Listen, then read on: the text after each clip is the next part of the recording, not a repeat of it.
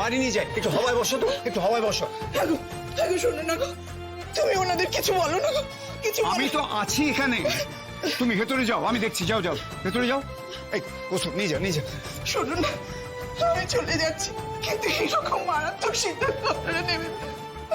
আমার মেয়েরও সর্বনাশ করবেন না। আমি মা হয়ে আপনাদের কাছে হাত জোর করে বলছি। কৌস্তব নিয়ে যা, নিয়ে যা। বাড়ি নিয়ে গিয়ে তুমি আমার সঙ্গে চলো। হাওয়ায় বসা। চলো চলো জেঠি।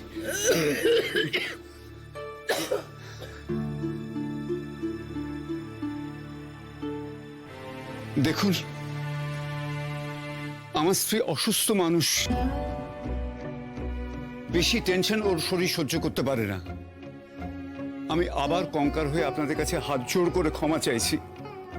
আপনারা অন্তত একবার হতভাগা বাবাকে দেখুন। আমি জানি আমার মেয়ে যে কাজ করেছে সেটা অন্যায়, ও ঠিক কাজ করেনি। ঠিক কাজ তো বাকিরাও খুব একটা করেনি। আপনি আপনার মেয়েকে আপনার সাধ্য মতো, আপনার পছন্দ মতন গয়না দিয়েছেন, সেটা নিয়ে অপমান করার কারোর কোনো অধিকার নেই। মিলি, চুপ কর।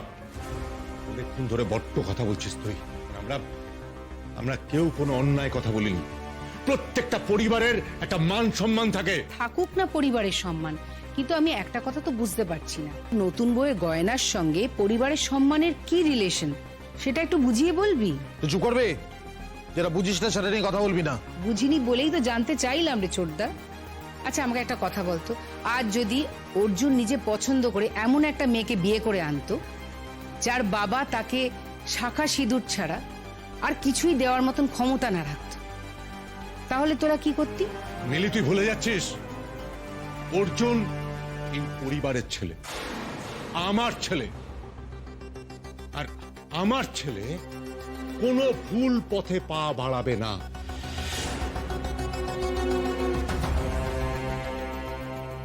আমার ছেলের ভবিষ্যতের প্রতি আমার একটা দায়িত্ব আছে, এটা তুই ভুলে যাস না। কাকাবাবু, আপনি এখানে? ওইদিকে পুরোহিত মশাই সবাইকে ডাকছেন, বলছেন নাকি বিয়ের লগ্ন শুরু হয়ে গেছে। ও, আমি আসছি, তুমি যাও। ঠিক আছে ঠিক আছে। আমি আপনাদের কাছে অনুমতি নিচ্ছি, আমি ওদিকটা যাচ্ছি। আপনারা যা সিদ্ধান্ত নেবার নিন, আমি এখন কাজে বসলাম।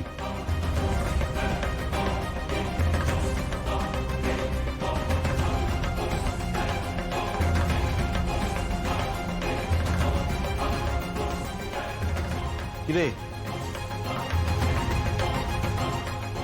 কি বলছিস?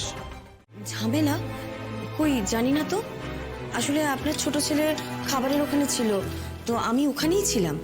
এইখানে কি হয়েছে আমি তো বলতে পারবো না। এদিকে ওদিকে বিয়েতে বসার সময় হয়ে গেল, অথচ ওরা সবাই ওখানে গিয়ে বসে কি সব আলোচনা করছে কে জানে। তুমি কিছু জানো কি বলছে? আচ্ছা মা, আপনি ব্যস্ত হবেন না, কিছু হলে তো আমরা সবাই জানতে পারবো। ঠিক আছে, আমি খোঁজ নিয়ে এসে জানাচ্ছি। কেমন? জানো জানো।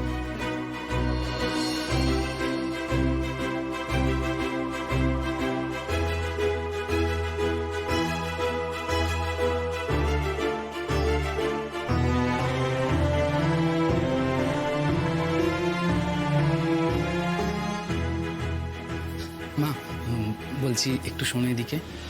আচ্ছা আমি একটু আসছি। হ্যাঁ আসছি। কি হয়েছে? কি হয়েছে? কিছু কি হয়েছে? ওদিকে বিরাট ঝামেলা হচ্ছে মা। ঝামেলা? কি নিয়ে ঝামেলা? অর্জুনদার ফ্যামিলির লোকজনদের দিদিভাইয়ের বিয়ের গয়না একদম পছন্দ হয়নি, সেই নিয়ে জেঠুমনির সাথে ওদের হেভি ঝামেলা হচ্ছে। বিয়েটা আলটিমেটলি বোধ হয় নাও হতে পারে, বুঝলে? কি বলছিস এসব? বন্ধ করো প্লিজ, প্লিজ। এবার সবাই একটু হুঁশে ফেরো। আর বড়দা, ছোটদা, তোরা যেটা করছিস সেটাকে কি বলে জানিস? পণের জন্য জুলুম করা। তোরা তো আবার আইন জানা মস্ত বড় বড় লোক, তাহলে তোরা এটা জানিস না যে পণ নেওয়াটা বেআইনি? এই বাড়ি থেকে যদি কেউ কমপ্লেন করে যে তোরা পণ নিচ্ছিস, তাহলে এটার ফল কি হবে সেটা বুঝতে পারছিস? তুই থাম মিলি, তুই তো নিজের জীবনটাই ঠিক করতে পারিসনি, তুই আবার অন্যের জীবন নিয়ে কি সিদ্ধান্ত নিবি?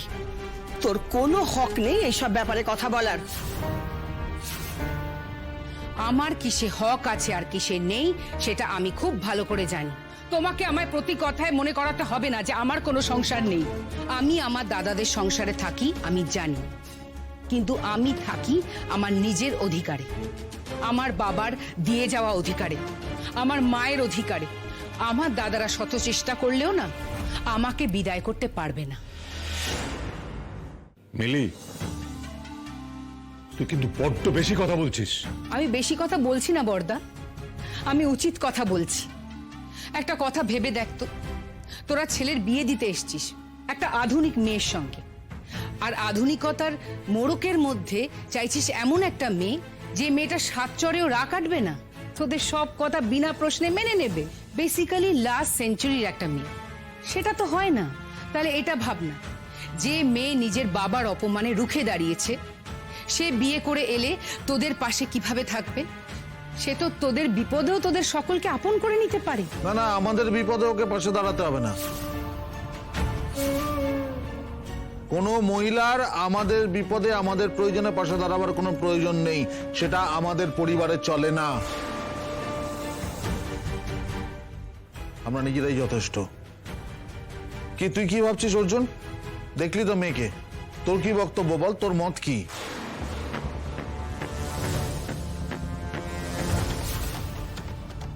ও কি বলবে? তোমরা একটা কথা পরিষ্কার ওদের কাছ থেকে আদায় করে নাও, বউ ভাতের মধ্যে ওরা যেন 20 ভরি সোনা তোমাদের দেয়, তা না হলে কিন্তু ছেলে বিয়ের পিড়িতে বসবে না।